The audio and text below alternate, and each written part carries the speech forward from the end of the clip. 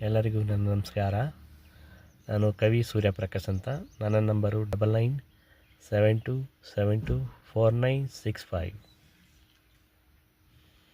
ನಾನು ಚಿತ್ರಕಥೆಗಳನ್ನು ಬರೆದಿದ್ದೀನಿ ಮತ್ತು ಹಾಡುಗಳನ್ನು ಬರೆದಿದ್ದೀನಿ.